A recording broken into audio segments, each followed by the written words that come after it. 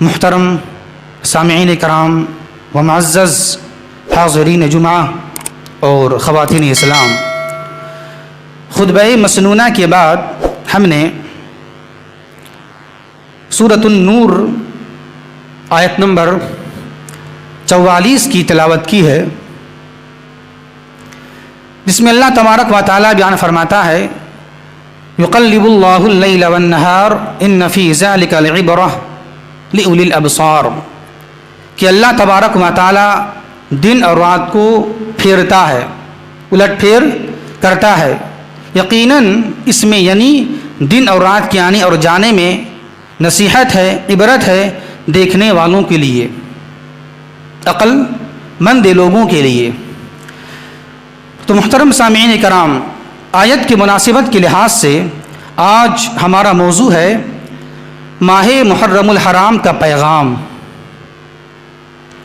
آج ماہ محرم کی 5 تاریخ ہے اور ماہ محرم کی بڑی فضیلت ہے، بڑی اہمیت ہے۔ اس سے پہلے چند باتیں آپ کے سامنے آئی ہیں، انہی میں سے ایک اہمیت، ایک فضیلت یہ ہے کہ یہ مہینہ اللہ کا مہینہ ہے، شہر اللہ المحرم، یہ مہینہ اللہ کا مہینہ ہے۔ حالانکہ سارے مہینے اللہ کے مہینے ہیں، لیکن خصوصاً اور خاص طور سے اللہ تبارک و تعالیٰ نے اس کی نسبت اپنی طرف کیا ہے۔ دیکھیں، آپ سمجھیں، ساری مسجدیں اللہ کی مسجد ہیں، گھر اللہ کے ہیں، لیکن خانہ کعبہ کو اللہ تبارک و تعالیٰ نے اپنی طرف نسبت کیا ہے، منسوب کیا ہے۔ کیا؟ بیتیہ للطائفین، بیتیہ، یہ خانہ کعبہ یہ میرا گھر ہے۔ تو اس کی بڑی شرف کی بات، ایک فضیلت کی بات ہے کہ جس کی نسبت اللہ اپنی طرف کر لے، یہ بڑی اہمیت کی بات ہوتی ہے۔ تو اسی طریقے سے اللہ نے اس مہینے کی نسبت اپنی طرف کر لیا ہے۔ شہر اللہ فی المحرم، یہ محرم اللہ کا مہینہ ہے۔ اس سے اہمیت اور اس سے فضیلت ثابت ہوتی ہے ماہ محرم الحرام کی۔ خیر، دیکھیں، اس سے پہلے بات آئی ہے اہمیت کے تعلق سے، آگے چلتے ہیں ہم۔ دیکھیں، ماہ محرم الحرام کے تعلق سے ہمارے معاشرے میں اور ہمارے ماحول میں 2 طرح کے لوگ پائے جاتے ہیں۔ ایک تو وہ ہیں کہ جن کی یہاں ماہ محرم کی شروعات ہوتے ہی بدعت و خرافات کا ایک لا متناہی سلسلہ شروع ہو جاتا ہے۔ ایک تو یہ ہیں، اس کو یہ لوگ اچھا مانتے ہیں کہ ڈھول پیٹنا، ساری بدعات جو ہوتی ہے وہ یہ کرتے ہیں۔ ایک تو یہ لوگ ہیں۔ دوسرے اس کے مخالفین لوگ ہیں جو اس میں ہونے والی بدعات و خرافات کو ناجائز، حرام سمجھتے ہیں۔ یہ 2 طرح کے لوگ ہمارے ماحول اور معاشرے میں پائے جاتے ہیں۔ لیکن ہمارا سوال یہاں پر یہ ہے، کیا ماہ محرم الحرام کے تعلق سے صرف اتنی ہی بات بیان کیا جائے، کچھ آگے بیان نہ کیا جائے؟ صرف ہم اسی پر بس کر دیں، آگے بیان نہ کریں ہم کہ جو لوگ اس ماہ محرم الحرام میں بدعت و خرافات کرتے ہیں وہ غلط کرتے ہیں، یا جو لوگ اس ماہ محرم میں بدعت و خرافات کرتے ہیں وہ اپنے آپ کو اچھا سمجھتے ہیں کہ ہم اچھا کر رہے ہیں، اور جو لوگ نہیں کرتے ہیں اسے برا سمجھتے ہیں، یا جو لوگ نہیں کر رہے ہیں اپنے آپ کو اچھا سمجھ رہے ہیں اور کرنے والے کو برا مانتے ہیں۔ صرف اتنی ہی بات ہم بیان کریں ماہ محرم کے تعلق سے، کچھ اس سے آگے ہے یا نہیں ہے؟ کچھ باتیں، کچھ پیغام، کچھ درس اس ماہ محرم کا ہے یا نہیں؟ صرف اتنی بات بیان کر کے آگے بڑھ جایا جائے، کچھ بیان نہ کیا جائے؟ نہیں، ہے، درس ہے، سبق ہے، اس میں نصیحت کی باتیں ہیں اس میں۔ اور آج ہم مسلمانوں کا سب سے بڑا المیہ یہ ہے کہ ہم صرف یہ ماہ محرم الحرام کو صرف ایک بدعت و خرافات اور رسومات کی نگاہ سے دیکھتے ہیں، بس۔ اس کے آگے کیا ہے؟ ہماری نظر وہاں جاتی نہیں ہے، ہماری نگاہیں وہاں جاتی نہیں۔ اس کے آگے کیا ہے؟ کچھ بیان کیا جائے یا نہ بیان کیا جائے؟ صرف بدعت و خرافات ہی بیان کریں یا کچھ اور آگے بیان کیا جائے؟ تو اس تعلق سے ہماری نگاہیں، ہماری نظر وہاں جاتی نہیں ہے۔ تو آئیے ذرا دیکھتے ہیں اس ماہ محرم کا پیغام کیا ہے، اس کا درس کیا ہے، اس کا سبق کیا ہے۔ تو آئیے ذرا دیکھتے ہیں۔ تو ماہ محرم کا سب سے پہلا پیغام یہ ہے کہ محاسبہ نفس کیا جائے۔ ایسے تو ہر وقت، ہر لمحہ محاسبہ نفس کرنا آپ کو ہے، نفس کا خبر گیری کرنا آپ کو ہے، اور جائزہ اپنا لینا ہے. لیکن جب آپ کی زندگی کا 1 سال گزر جائے تو ایک بہت بڑا حصہ آپ کی زندگی سے کم ہو گئی, گھٹ گئی. یوں تو ہمیشہ کرنا ہے آپ کو ہے, لیکن جب خصوصاً خاص طور سے جب آپ کی زندگی سے 1 سال گھٹ جائے, یہاں گھٹنا مراد ہے, بڑھنا نہیں. لوگ آج کل کیا کر رہے ہیں, سال بڑھ گیا تو لوگ جشن مناتے ہیں, برتھ ڈے کے نام سے, برتھ ڈے کے نام سے خوشیاں منا رہے ہیں. لیکن نہیں, یہ خوشی کی بات نہیں ہے, بلکہ یہ سوچیں, آپ غور کریں. نصیحت کی بات ہے کہ آپ کی زندگی سے 1 سال گھٹ گیا. کیسے؟ قبر میں جانے کے لحاظ سے, موت کے لحاظ سے. جتنی زندگی, جتنی عمر اللہ تبارک و تعالی نے آپ کو دی تھی, اس زندگی میں, اس عمر میں 1 سال آپ کا گھٹ گیا. 1 سال آپ کا گھٹ گیا.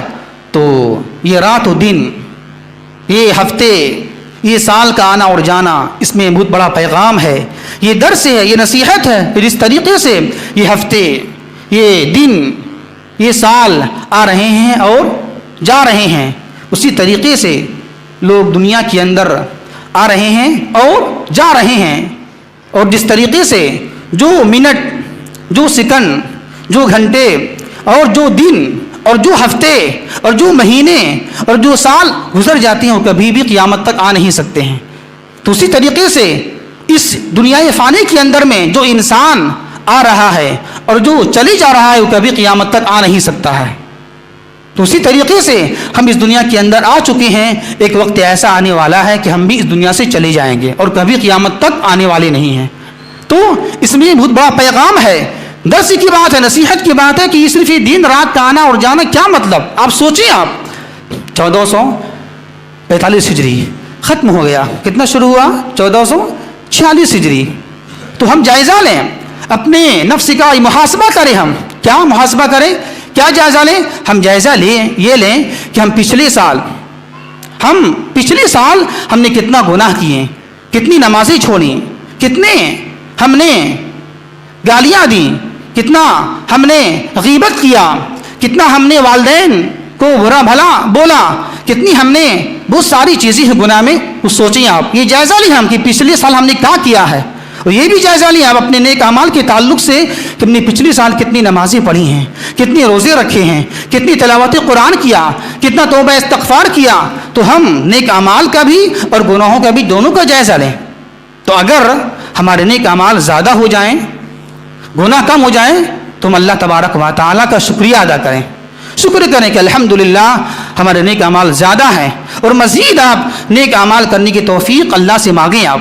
لیکن اگر آپ کے گناہ زیادہ ہو جائیں, نیک اعمال کم ہو جائیں, آپ غور کرنے کے بعد, جائزہ لینے کے بعد, تو آپ شرمندہ ہوں, اپنے دل میں شرمندہ ہوں آپ, اور آپ آئندہ گناہ نہ کرنے کا پختہ ارادہ کریں. آپ جب گناہ نہیں کریں گے, ہم سے جو پچھلے سال جو ہوا سو ہوا, جو غفلت ہوئی سو ہوئی, ہم اب سے, اس سال سے یا ہر وقت سے ہم اب نماز کی پابندی کریں گے, بدعت و خرافات نہیں کریں گے, گناہ والا کام نہیں کریں گے, اخلاق کو پیش کریں گے, اچھے اخلاق والے انسان بنیں گے ہم. یہ ساری چیزیں آپ دیکھیں اور جائزہ لیں. آپ گناہ زیادہ ہے تو توبہ کریں آپ.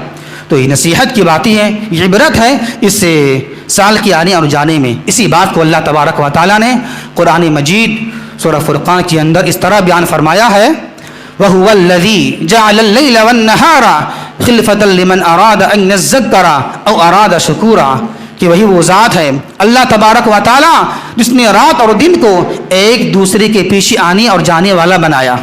اس میں نصیحت ہے ان لوگوں کے لیے جو نصیحت حاصل کرنا چاہیں, جو شکریہ ادا کرنا چاہیں. اس میں نصیحت ہے, رات دن آ رہی ہے اور جا رہے ہیں, سال آ رہے ہیں اور جا رہے ہیں. اس میں نصیحت ہے لمن اراد ان یذکر او اراد شکورا. اس میں نصیحت کی بات ہی, شکر گزاری کی پہلو اس میں موجود ہے.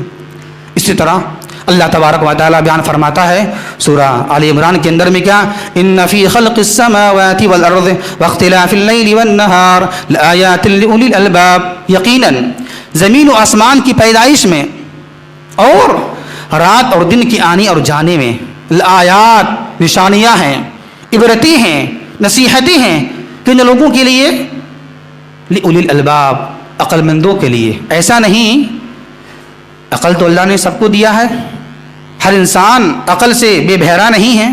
سب ہے، لیکن ہم اب استعمال کریں عقل کو. یہ رات دن آ رہے ہیں اور جا رہے ہیں، یہ ہفتے یہ سال آ رہے ہیں اور چلے جا رہے ہیں، لیکن کبھی وہ سال آئے گا نہیں. تم سوچیں، ہم غور کریں. عقل اللہ نے سب کو عطا کیا ہے، ہم عقل کا استعمال صحیح جگہ کریں ہم، تو اس میں نصیحت کی بات ہے. اسی طرح اللہ تبارک و تعالیٰ بیان فرماتا ہے سورہ نور کے اندر میں، یقلب اللہ اللیل والنہار ان فی ذلک لعبرہ لأولی الابصار، کہ دن اور رات کو اللہ تبارک و تعالیٰ ہی الٹ پھر کرتا ہے، لاتا ہے اور لے جاتا ہے. ان فی ذلک، یقیناً اس میں یعنی رات اور دن کے آنے اور جانے میں کیا ہے؟ لعبرہ، نصیحت کی بات ہے. کس کے لیے؟ لأولی الابصار، عقل مندوں کے لیے. اس میں نصیحت کی باتیں موجود ہیں. تو اس سے پتہ ہی چلا پہلا سبق اور پہلا درس کیا ہے اس ماہ محرم کا، کہ ہم اپنے آپ کا جائزہ لیں، محاسبہ نفس سے کریں ہم. اسی طرح دیکھیں آپ، ماہ محرم کا دوسرا پیغام کیا ہے کہ اس مہینے کی حرمت کا خیال کیا جائے. مطلب یہ ہے کہ اس مہینے کا ادب کیا جائے، اس کا احترام کیا جائے. اور اس کا احترام کیا ہے؟ اس کا احترام کیا مطلب یہ ہے کہ ہم خصوصاً اس مہینے میں گناہوں سے پرہیز کریں. ہر طرح کی بدعات و خرافات، ہر طرح کے گناہوں سے ہم پرہیز کریں ہم، اور ہم اس مہینے میں زیادہ سے زیادہ نیک اعمال کو انجام ہم دیں. دیکھیں آپ، بعض جگہیں یا بعض اوقات ایسے ہوتے ہیں کہ اس میں گناہ کرنے کی سنگینی اور خطرناکی زیادہ بڑھ جاتی ہے، زیادہ بڑھ جاتی ہے. دیکھیں آپ، ایک ہے شب قدر میں گناہ کرنا اور ایک ہے عام دن میں گناہ کرنا. دونوں گناہ ہی ہیں. شب قدر میں گناہ کریں گے تو گناہ ہی ہیں، عام دن میں گناہ کریں گے تو گناہ ہی ہیں، لیکن کچھ خاص وقت ایسے ہوتے ہیں کہ اس میں گناہ کرنے کی سنگینی خطرناکی زیادہ بڑھ جاتی ہے. اسی طرح دیکھیں آپ، خانہ کعبہ میں جا کر حج کے دوران گناہ کرنا اور ایک ہے اپنے گھر میں گناہ کرنا. دونوں گناہ ہی ہیں، لیکن خانہ کعبہ میں جا کر حج کے دوران گناہ کرنا اس کی سنگینی خطرناکی زیادہ ہے. تو اسی طرح اللہ تبارک و تعالیٰ نے، ایسے تو سال کے 12 مہینہ گناہ کرنا گناہ ہے، لیکن خصوصاً اللہ تبارک و تعالیٰ نے سال کے 12 مہینوں میں سے 4 مہینے میں گناہ کرنے اور نیک اعمال کرنے پر زیادہ ابھارا ہے کہ اس خصوصاً 4 مہینے میں گناہ سے پرہیز کیا جائے اور نیک عمل زیادہ کیا جائے. کون سے وہ مہینے ہیں؟ مشہور ہیں، ذوالقعدہ، ذوالحجہ، محرم اور ایک رجب. تو خصوصاً ان 4 مہینوں میں کیا کیا جائے؟ گناہوں سے پرہیز کیا جائے اور نیک اعمال زیادہ سے زیادہ کیا جائے. یہ خصوصاً 4 مہینے ایسے ہیں، اس کا نام کیا ہے؟ حرمت والے مہینے، تقدس والے مہینے، احترام والے مہینے. اسی طرح اس ماہ محرم کا تیسرا پیغام کیا ہے؟ تیسرا پیغام یہ ہے کہ اس مہینے میں زیادہ سے زیادہ روزہ رکھا جائے. یہ مہینہ نفلی روزوں کے لحاظ سے زیادہ افضل ہے، زیادہ بہتر ہے، یہ زیادہ مناسب ہے. دیکھیں آپ، ماہ محرم میں روزہ رکھنا 2 طرح ہے. یہ اس کی شکلیں 2 ہیں. ایک ہے پورا مہینہ کبھی بھی روزہ رکھ لیجیے آپ، کبھی بھی جتنا چاہیں، شروع میں، بیچ میں، درمیان میں، آخر میں کبھی بھی روزہ رکھ لیجیے آپ. جتنا چاہیں روزہ رکھیں آپ، 2، 5 جتنا چاہیں روزہ رکھیں آپ، کیونکہ لفظ موجود ہے افضل الصیام بعد رمضان شہر اللہ المحرم، کہ رمضان کے فرض روزوں کے بعد نفلی روزوں کے لحاظ سے سب سے افضل روزہ کون سا ہے؟ اللہ کا مہینہ محرم کا روزہ. تو محرم کا پورا مہینہ اس میں شامل ہے، کبھی بھی روزہ رکھ سکتے ہیں آپ. ایسا نہیں آج جو مشہور ہے خواتین میں خصوصاً پورا مہینہ روزہ نہیں رکھنا ہم کو یہ بدعت ہے. ایسا نہیں، سہولت دی اللہ نے، رکھیں یا مت رکھیں، نفل ہے یہ. اور جتنا رکھیں آپ، 1، 2، 3 یا جتنا آپ سے ہو سکے، لیکن یہ پورا مہینہ جو ہے نفلی روزوں کے لحاظ سے زیادہ افضل ہے، زیادہ مناسب ہے. جیسا کہ ایک مسلم کی حدیث ہے، اللہ کے نبی صلی اللہ علیہ وسلم سے پوچھا گیا کہ ای الصلاۃ افضل بعد المکتوبہ وافضل الصیام بعد شہر رمضان، کہ فرض نماز کے بعد سب سے افضل نماز کون سی ہے اور فرض روزوں کے بعد سب سے افضل روزہ کون سا ہے؟ تو جناب محمد الرسول اللہ صلی اللہ علیہ وسلم نے جواب دیا کہ افضل الصلاۃ بعد الصلاۃ المکتوبہ الصلاۃ فی جوف اللیل، کہ فرض نماز کے بعد سب سے افضل نماز رات کی نماز ہے، تہجد کی نماز ہے، سب سے افضل نماز یہ ہے فرض نماز کے بعد۔ ساری نوافل میں افضل نماز کون سی ہے؟ رات کی نماز ہے۔ اس کے بعد اللہ کے نبی نے جواب دیا کہ افضل الصیام بعد شہر رمضان صیام شہر اللہ المحرم، کہ سب سے افضل روزہ فرض روزوں کے بعد اللہ کا مہینہ محرم کا روزہ ہے۔ تو دیکھ لیجئے، تو فرض روزوں کے بعد یہ سب سے افضل مہینہ ہے نفلی روزوں کے لحاظ سے۔ یہ ہو گیا ایک عام روزہ نا، عام روزہ۔ ایک ہے خاص روزہ، وہ کب ہوتا ہے؟ 10 کو، بھلے 10 کو لے کے چلیں گے ہم، تب بعد میں 9 کو لے کے چلیں گے ہم۔ اب یہاں پر جو 10ویں روزہ رکھا جاتا ہے 10ویں محرم کو، اس کا نام کیا ہے؟ عاشورہ، یوم عاشورہ۔ اب یہاں پر ذرا ٹہر کر ہم یوم عاشورہ کے کچھ احکام مسائل ہم جان لیتے ہیں تو زیادہ مناسب رہے گی بات۔ جیسے مثال کے طور پر یوم عاشورہ کی فضیلت کیا ہے، یوم عاشورہ کی روزے کی فضیلت کیا ہے، یوم عاشورہ کی روزے کی تاریخ کیا ہے، یوم عاشورہ کے روزے کے مراحل کیا ہیں، یہ ان سب باتوں کو ہم جانتے ہیں۔ سب سے پہلی بات کیا ہے؟ یوم عاشورہ کے دن کی فضیلت کیا ہے؟ دن کی، تو اس کی فضیلت ہے، اللہ کے نبی صلی اللہ علیہ وسلم نے بہت ساری حدیث کے اندر یہ بات بیان فرمائی ہے۔ یہ ایک عظیم دن ہے، یہ ایک عظیم دن ہے، یہ ایک بڑا دن ہے، یہ ایک اچھا دن ہے، اور یہ اللہ کے دنوں میں سے ایک دن ہے۔ دیکھیں، یہ اللہ کے دنوں میں سے ایک دن ہے۔ سارے دن اللہ کے ہیں، لیکن اللہ نے اس دن کو نسبت اپنی طرف کر لیا ہے۔ سارے دنوں میں سے یہ اللہ کا ایک دن ہے۔ یہ ہے یوم عاشورہ کی فضیلت۔ اسی طرح یوم عاشورہ کے روزے کی تاریخ کیا ہے، اس کا پس منظر کیا ہے؟ جو روزہ رکھا جاتا ہے اس سے 10ویں محرم کی اس کی تاریخ کیا ہے؟ اس تعلق سے مسلم شریف کی ایک حدیث ہے، حضرت عبداللہ بن عباس رضی اللہ تعالی عنہ سے مروی ہے۔ وہ بیان فرماتے ہیں کہ جب اللہ کے نبی صلی اللہ علیہ وسلم مکے سے مدینہ آئے ہجرت کر کے، تو دیکھا کہ اس دن یعنی کہ 10ویں محرم کو یہودی لوگ روزہ رکھتے ہیں۔ تو اللہ کے نبی صلی اللہ علیہ وسلم نے پوچھا یہودیوں سے کہ تم اس دن روزہ کیوں رکھتے ہو؟ تو انہوں نے جواب یہ دیا کہ ھذا یوم عظیم، یہ ایک بڑا دن ہے۔ اس کے بعد کیا جواب دیا یہودیوں نے کہ اس دن اللہ تبارک و تعالیٰ نے موسیٰ علیہ السلام کو اور بنی اسرائیل کو نجات دے دیا اور فرعون اور فرعونیوں کو غرقاب کر دیا، ڈبا دیا۔ تو اب اس کے شکریہ میں حضرت موسیٰ علیہ السلام نے روزہ رکھا، تو ہم بھی روزہ رکھتے ہیں۔ تو جب یہ بات سنی جناب محمد رسول اللہ صلی اللہ علیہ وسلم نے، تو یہ کہا ٹھیک ہے ہم بھی روزہ رکھیں، تب تو ہم زیادہ حقدار ہیں، ہم زیادہ حقدار ہیں تم سے، کیونکہ موسیٰ نبی ہیں ہم بھی نبی ہیں، تب تو ہم زیادہ حقدار ہوتے ہیں روزہ رکھنے کے۔ تو اللہ کے نبی نے روزہ رکھا اور روزہ رکھنے کا حکم بھی دیا۔ تو یہ اس کی تاریخ، روزہ کیوں ہے؟ اس بنا پر ہے۔ اب آئیے ذرا دیکھتے ہیں یوم عاشورہ کے روزے کے مراحل کیا ہیں، اس کی حالتیں کیا۔ مطلب یہ ہے کہ یوم عاشورہ کا روزہ کتنی مراحل سے گزر کر ہمارے پاس آیا ہے، اس کی حالتیں کیا ہیں۔ اس کی 4 حالتیں ہیں، اس کی 4 مراحل ہیں۔ پہلا مرحلہ، زمانے جاہلیت میں قریش کے لوگ روزہ رکھا کرتے تھے، تو اللہ کے نبی بھی روزہ رکھتے تھے۔ یہ پہلی حالت، یعنی کہ اللہ کے نبی بننے سے پہلے کی بات ہو رہی ہے۔ پہلی حالت کیا ہے؟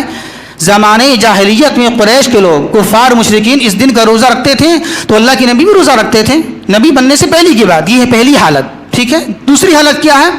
جب اللہ کے نبی صلی اللہ علیہ وسلم مکے سے مدینہ آئے تو یہاں بھی روزہ رکھا اور روزہ رکھنے کا حکم دیا، یہ ہے دوسری حالت، یہ ہے دوسری حالت۔ اور یہاں تک کہ بات آتی ہے کہ اللہ کے نبی صلی اللہ علیہ وسلم نے حکم دیا، ایسا حکم دیا کہ صحابہ کرام جاتے تھے آواز لگانے کے لیے، یہاں تک کہ صحابہ کرام کے جو چھوٹے چھوٹے بچے تھے وہ بھی روزہ رکھتے تھے اس یوم عاشورہ کا۔ اور اب تک یہ روزہ فرض ہے، دیکھیں آپ، اب تک یہ روزہ فرض ابھی ہے، ابھی نفل نہیں ہوئی ہے، روزہ فرض ہے۔ اس کی 2 حالتیں ہو گئیں۔ تیسری حالت، جب اللہ کے نبی صلی اللہ علیہ وسلم مکے سے مدینہ آ گئے روزہ بھی رکھا، حکم بھی دیا، 2 حالت۔ تیسری حالت، جب رمضان کے روزے فرض ہو گئے تو اب اس کی فرضیت ختم ہو گئی، اب یہ روزہ محرم کا مسنون مستحب ہو گیا۔ اس کے بعد اللہ کی نبی نے یہ بات کہی کہ جو چاہے روزہ رکھے، جو چاہے روزہ چھوڑ دے، یعنی اللہ کے نبی صلی اللہ علیہ وسلم نے اس میں اختیار دے دیا ہے۔ کب؟ روزہ رمضان کے روزے فرض ہونے کے بعد اب یہ روزہ کیا ہو گیا؟ سنت ہو گیا۔ پہلے یہ فرض ہی تھی، پہلے یہ روزہ کیا تھا؟ فرض ہی تھا، اب یہ مسنون مستحب ہو گیا۔ تب کہا اللہ کے نبی نے جو چاہے روزہ رکھے، جو چاہے روزہ چھوڑ دے۔ ایک بات اور، اب تک یہ روزہ 10ویں کو رکھا جاتا تھا، 9ویں کو روزہ رکھا جاتا نہیں تھا، صرف 10ویں کو بس۔ یہ اس کی 3 حالتیں ہو گئیں۔ چوتھی حالت کیا ہے؟ چوتھی حالت یہ ہے کہ جب مکے سے مدینہ آ کر اللہ کے نبی صلی اللہ علیہ وسلم نے اور صحابہ نے روزہ رکھا تو بعض صحابہ نے اللہ کے نبی سے پوچھا، سوال کیا، اے اللہ کے رسول صلی اللہ علیہ وسلم، آپ اس دن روزہ رکھتے ہیں، حالانکہ اسی دن یہ وہ دن ہے کہ اس کی تعظیم یہود و نصارہ بھی کرتے ہیں، روزہ رکھتے ہیں تو ہم میں اس میں فرق کیا رہ گیا؟ حالانکہ مخالفت کرنی چاہیے نا، مخالفت کیا جائے اس کی تو مخالفت کرنی چاہیے، لیکن یہ ایسا دن ہے کہ اس میں ہم میں دونوں برابر ہو گئے، وہ بھی تعظیم کر رہے ہیں، وہ بھی روزہ، ہم بھی روزہ رکھ رہے ہیں، تو فرق کیا رہ گیا ہم میں اور اس میں؟ کچھ تو مخالفت ہونی چاہیے نا، یہ کہنے کا مقصد تھا صحابہ کرام کو۔ تو جب یہ بات سنی اللہ کے نبی صلی اللہ علیہ وسلم نے کیا کہا؟ لئن بقینا انشاءاللہ صمنا الیوم التاسع، اگر میں زندہ رہا آئندہ سال تو 10 کے ساتھ 9 کا بھی روزہ رکھوں گا۔ تو کتنی اس کی حالتیں ہو گئی؟ 4 حالتیں اس کی ہو گئیں۔ اب اس کی دلیل کیا ہے؟ 4 حالتیں ہیں نا اس کی دلیل، اس کی دلیل بخاری مسلم کی حدیث ہے، کتاب الصیام کی، حضرت عائشہ رضی اللہ تعالیٰ عنہ بیان فرماتی ہیں، ذرا سنیں کیا؟ کانت قریش تصوم عاشوراء فی الجاہلیہ، کہ قریش کے لوگ زمانہ جاہلیت میں روزہ رکھتے تھے، وکان رسول اللہ صلی اللہ علیہ وسلم یصومہ، تو اللہ کے نبی صلی اللہ علیہ وسلم بھی روزہ رکھتے تھے۔ یہ ہے پہلی حالت ہو گئی۔ اس کے بعد دوسری حالت کیا ہے؟ فلما ہاجر الی المدینہ صامہ وامر بصیامہ، جب اللہ کے نبی صلی اللہ علیہ وسلم مکے سے مدینہ آ گئے، یہاں بھی روزہ رکھا اور روزہ رکھنے کا حکم دیا۔ 2 حالتیں ہو گئیں۔ اب تیسری حالت، فلما فرض شہر رمضان قال من شاء صامہ ومن شاء ترکہ، جب اب رمضان کے روزے فرض ہو گئے تو اللہ کے نبی صلی اللہ علیہ وسلم نے یہ کہا کہ جو روزہ چاہے رکھے، جو روزہ چاہے چھوڑ دے، اختیار دیا۔ 3 حالتیں ہو گئیں۔ چوتھی حالت کہاں ہے؟ مسلم کی حدیث میں ہے، حضرت عبداللہ بن عباس رضی اللہ تعالیٰ عنہ سے مروی ہے، مسلم کی حدیث ہے، اللہ کے نبی کہ صحابی بیان فرماتے ہیں کہ جب اللہ کے نبی صلی اللہ علیہ وسلم نے اور صحابہ کرام نے مکے سے مدینہ آنے کے بعد عاشوراء کے دن کا روزہ رکھا تو بعض صحابہ نے پوچھا، اللہ کے رسول صلی اللہ علیہ وسلم آپ اس دن کا روزہ رکھتے ہیں تو ہم میں اس میں دونوں میں فرق رہا نہیں، تو اس وقت اللہ کے نبی صلی اللہ علیہ وسلم نے بات بیان فرمائی، لئن بقینا انشاءاللہ صمنا الیوم التاسع، اگر میں انشاءاللہ باقی رہا آئندہ سال تو میں 10 کے ساتھ 9 کا بھی روزہ رکھوں گا۔ تو 4 مرحلے ہو گئے، یہ اس کی 4 حالتیں ہیں۔ لیکن صحابی رسول بیان فرماتے ہیں کہ اللہ کے نبی صلی اللہ علیہ وسلم آئندہ سال آنے سے پہلے ہی دنیا سے وہ چلے گئے، رخصت ہو گئے۔ تو اس کی 4 حالتیں ہیں۔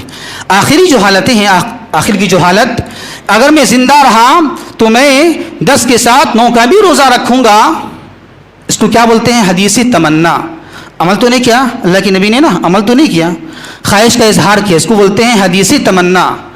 وہ حدیث جس میں تمنا کا اظہار ہو، خواہش کا اظہار، عمل نہیں اس میں ہے لیکن تمنا کا اظہار ہے، تو یہ بھی حدیث بن گئی۔ اب تو اب کیا کرنا ہے مجھے؟ صرف 10 کا نہیں، 10 کے ساتھ 9 کا بھی روزہ رکھنا ہے، صرف 10 کا نہیں، 10 کے ساتھ 9 کو بھی لانا ہے۔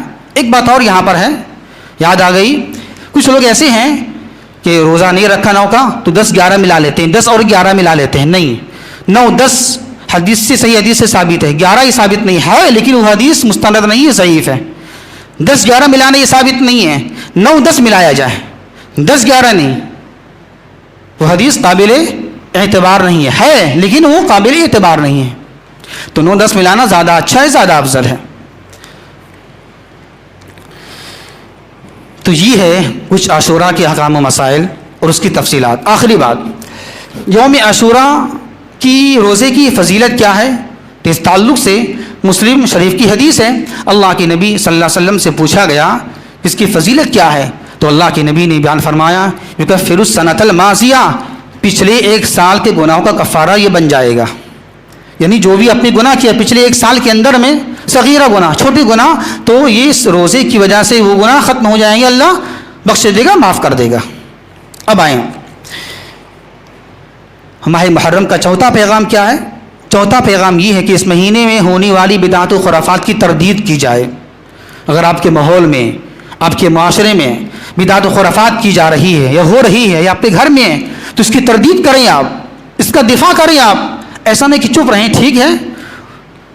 اس کی تبلیغ کا طریقہ 3 ہے، زبان سے بولیے، ہاتھ سے روکیں، یا کم از کم بیان سے بولیے. آپ بیان سے خطاب میں بولیے آپ یہ غلط ہے، ٹھیک ہے، آپ نہیں مار سکتے ہیں، آپ ہاتھ سے ختم نہیں کر سکتے ہیں. آپ کسی چیز کو کم از کم تحریر سے، تقریر سے جتنا ہو سکے، جو آپ کے لیبل ہو اس لحاظ سے آپ بولیں.